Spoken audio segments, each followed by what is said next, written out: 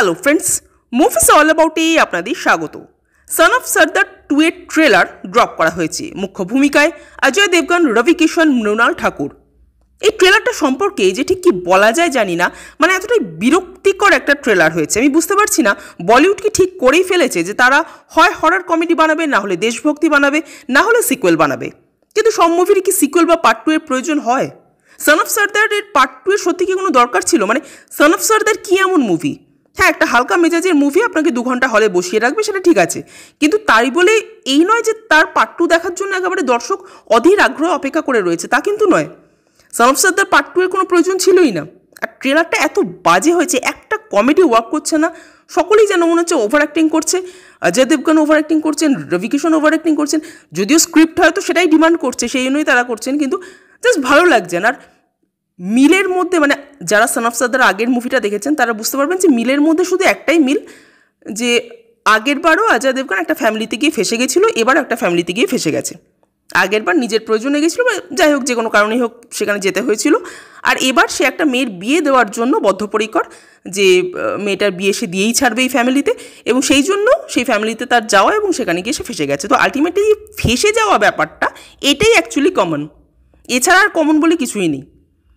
তো যাই হোক, ট্রেলারটার কোনো কমেডি ওয়ার্ক করছে না, জাস্ট ভীষণ ওভার দ্য টপ লাগছে। মানে সেটা কমেডি বলুন, পাঞ্চলাইন বলুন, সেটা মানে সিনগুলো বলুন, সব কিছু ভীষণ ওভার দ্য টপ।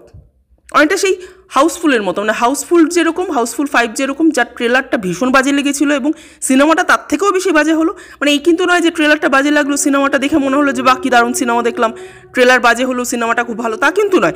ট্রেলার যতটা বাজে হয়েছে, সিনেমা তার থেকেও বেশি বাজে হয়েছে। এটার কিন্তু ক্ষেত্রেও কিন্তু সেরকমই হওয়ার সম্ভাবনা। মানে ট্রেলারটা অত্যন্ত খারাপ হলো। আর আমার একটা কথা হলো যে অজয় দেবগনের ট্র্যাকটা কিন্তু ভালো চলছে এই মুহূর্তে। আপনারা যদি ভালো করে দেখেন, শয়তান করলেন উনি, মা যেটা ওনার প্রোডাকশন থেকে বেরিয়েছে, মাটা যে খুব হিট করছে তা নয়, কিন্তু মাও কিন্তু মোটামুটি মানুষের ভালো লাগছে। বাট নিজে উনি শয়তান করলেন, তার আগে ময়দান করলেন, তাছাড়া রোহিত শেট্টির সিংহামের পার্ট তো তিনি করেনি, যদিও লাস্ট মুভিটা খুব একটা ভালো হয়নি। যাই হোক, তাও ঠিক আছে, কিন্তু তার মধ্যে দুম করে সন অফ সর্দার কেন? মানে না, ঠিক আছে একটা কমেডি মুভির প্রয়োজন আছে ঠিকই, কিন্তু এরকম কমেডি, মানে এখন মনে হচ্ছে যেন যে কমেডি মুভি বানানোর জন্য যে সেন্স অফ হিউমারটার প্রয়োজন আছে, সেই সেন্স অফ হিউমারটা এই মুহূর্তে দাঁড়িয়ে বলিউডে কারোর মধ্যে নেই। যে লেখকদের মধ্যে ছিল তারা হয় এখন লিখছেন না, নয় লিখতে পারছেন না। তো আলটিমেটলি এই মুভিটা কেরম হবে আমি জানি না, কিন্তু ট্রেলারটা মানে অতীব জঘন্য লাগলো, মানে জাস্ট বাজে লাগলো। মানে এতটাই বাজে লাগলো যে কোনো হাসি পেলো না, কিছু না, জাস্ট একটা ট্রেলার হুড় করে বেরিয়ে গেল। আর গল্প তো সবই বলে দেওয়া হয়েছে, বাকিটা কি রয়েছে? মানে হলে যে নতুন করে কিছু দেখে আমরা অবাক হব যে বাবা এরকমও কিছু হতে পারে, এর তো কোনো আর জায়গাই নেই, সবই তো বলে দিল। অজয় দেবগনের প্রথম এন্ট্রি থেকে আরম্ভ করে মেয়েটার বিয়ের জন্য তারা কি করছে না করছে সবই তো বলে দিল, আর বাকিটা কি রইল? তো ওভারঅল আমার ট্রেলারটা অত্যন্ত বাজে লেগেছে। আপনাদের কেমন লেগেছে কমেন্ট করে জানাবেন। আর আমাদের ভিডিও ভালো লেগে থাকলে প্লিজ লাইক, শেয়ার, সাবস্ক্রাইব করতে ভুলবেন না। Thank you.